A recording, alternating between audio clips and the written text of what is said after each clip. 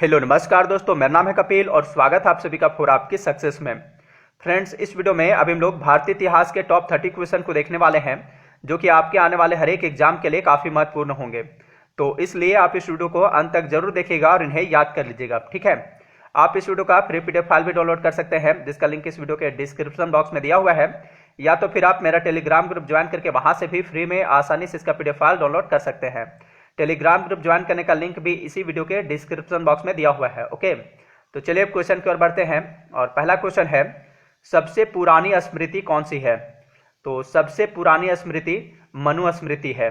मनु स्मृति के लेखक कौन है? मनु है। अगला प्रश्न है, सिंधु घाटी सभ्यता किस युग की सभ्यता थी? तो सिंधु घाटी सभ्यता जो थी वह कांस्य युग की सभ्यता थी। अगला प्रश्न है, पाकिस्तान में सिंधु नदी को किस उर्दू नाम से संबोधित किया जाता है?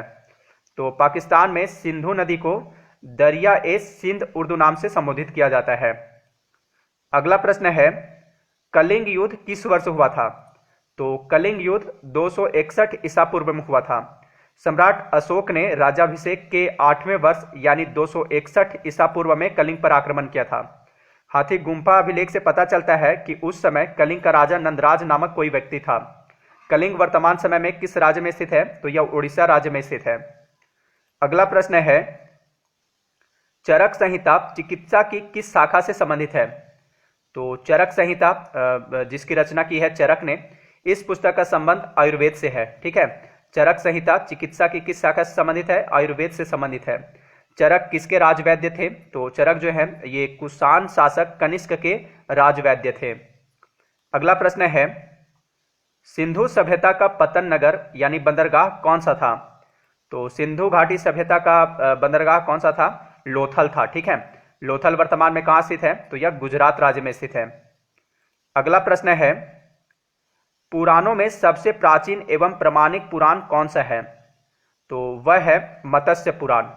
पुराणों में सबसे प्राचीन एवं प्रामाणिक पुराण मत्स्य पुराण है। कुल पुराणों की संख्या कितनी है? 18 है, यानी कुल 18 पुराण है, ठीक है। अगला प्रश्न है, ऋग्वेद का कौन सा मंडल सोम देवता को समर्पित है?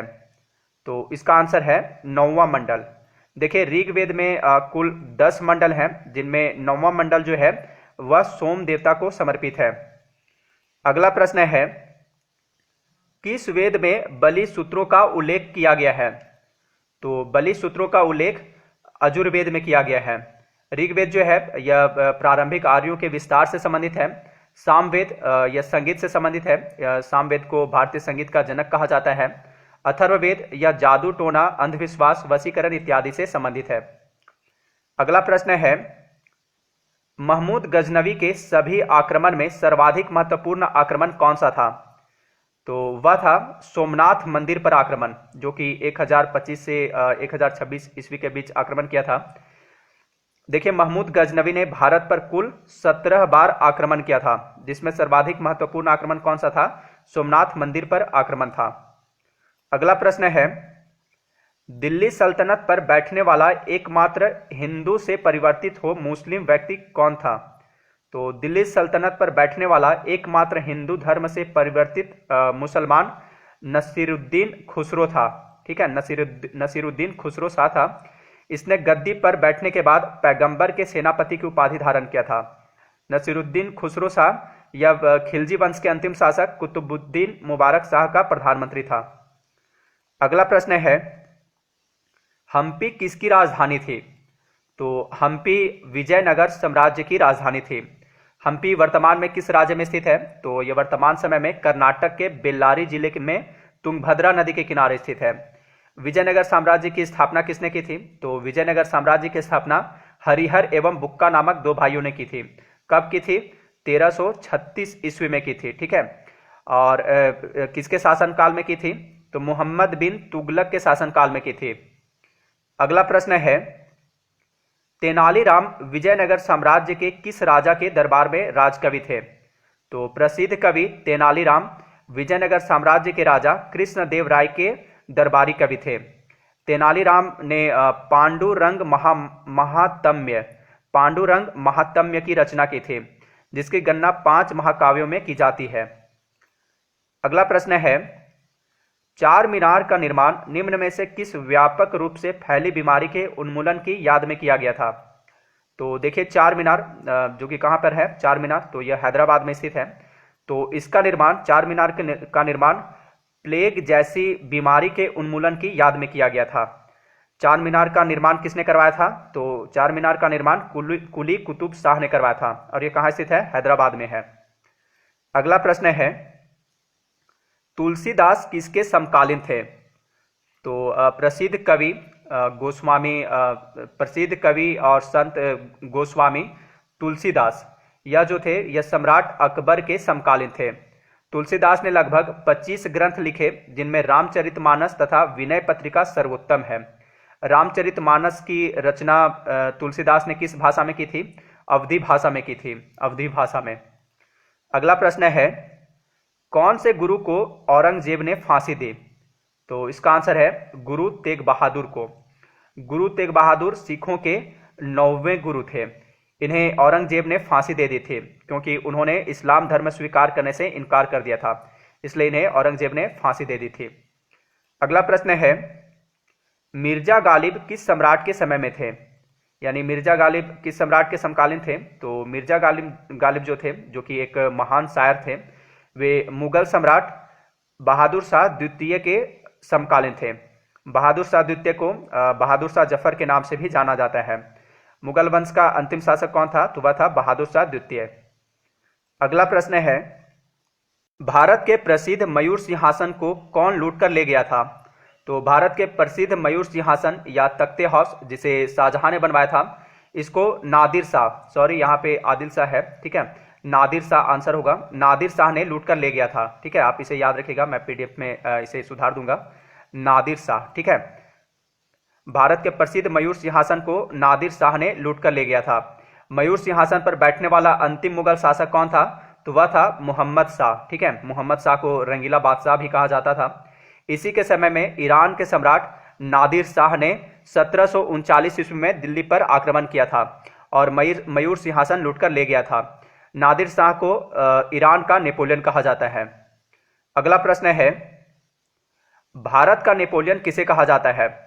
तो भारत का नेपोलियन समुद्रगुप्त को कहा जाता है। समुद्रगुप्त किस वंश का शासक था? गुप्त वंश का शासक था। अगला प्रश्न है, बाल गंगाधर तिलक को भारतीय अशांति का जनक किसने कहा था? तो बाल गंगाधर तिलक को भारतीय अशांति का जनक अंग्रेज पत्रकार वैलेंटाइन सिरोल ने कहा था। अगला प्रश्न है, सर्वप्रथम किसने 1857 के विद्रोह को भारत का प्रथम स्वतंत्रता संग्राम कहा? तो सर्वप्रथम वीडी सावरकर ने 1857 के विद्रोह को भारत का प्रथम स्वतंत्रता संग्राम कहा था। अगला प्रश्न है, भारतीय सुधार संघ की स्थापना 1870 में किसने की? तो भारतीय सुधार संघ की स्थापना 1870 ईस्वी में केशव चंद्र सेन ने की थी। केशव चंद्र सेन के प्रयास से ही 1872 ईस्वी में बाल विवाह निषेध अधिनियम पारित हुआ था। केशव चंद्र सेन ने वाम बोधनी एवं इंडियन मिरर नामक पत्रिका का प्रकाशन किया था। अगला प्रश्न है, निम्नलिखित में से किस महिला ने भारतीय तिरंगा सबसे पहले फहराया था?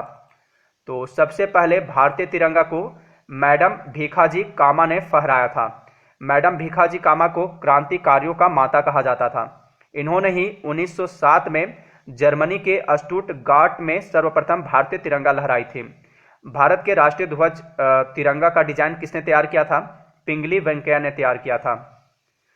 अगला प्रश्न है, निम्नलिखित में से किसने तीनों गोलमेज सम्मेलनों में भाग लिया था?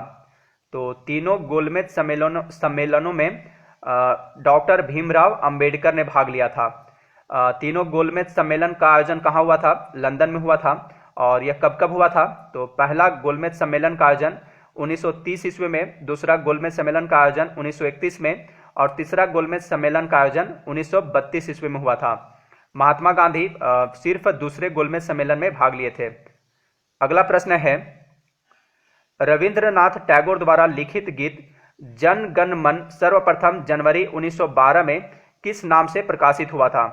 तो जन गण मन, जिसके रचयिता कौन है? रविंद्रनाथ टैगोर है। यह सर्वप्रथम जनवरी 1912 में भारत विधाता के नाम से प्रकाशित हुआ था। जन गण मन सर्वप्रथम कब गाया गया था? तो यह सर्वप्रथम 27 दिसंबर 1911 को गाया गया था। ठीक है, 27 दिसंबर 1911 को गाया गया था, 1911 को।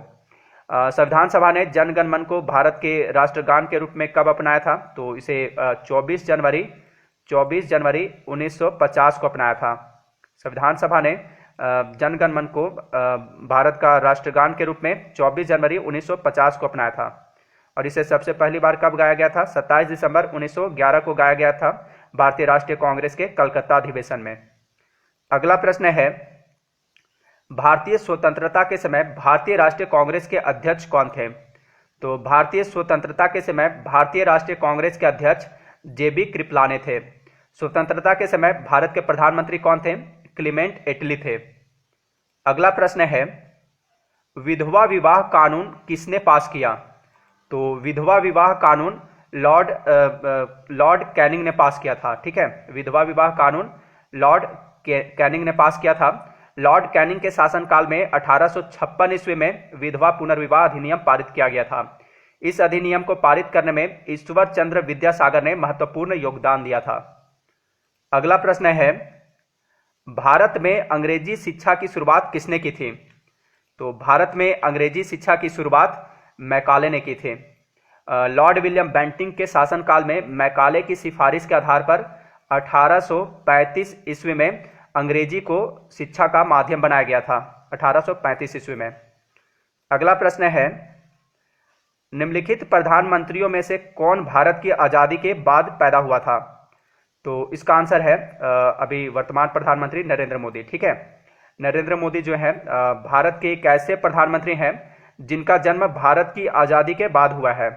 प्रधानमंत्री नरेंद्र मोदी का जन्म कब हुआ था? तो इनका जन्म 17 सितंबर 1950 को हुआ है, 17 सितंबर 1950 को। ठीक है, 1950। अगला प्रश्न है, और इस वीडियो का last question, all India Muslim league की स्थापना किस वर्ष हुई थी? तो ऑल इंडिया मुस्लिम लीग की स्थापना 1906 ईस्वी में हुई थी। कहाँ हुई थी? ढाका में हुई थी। तो फ्रेंड्स, ये थे भारतीय इतिहास के कुछ महत्वपूर्ण प्रश्न।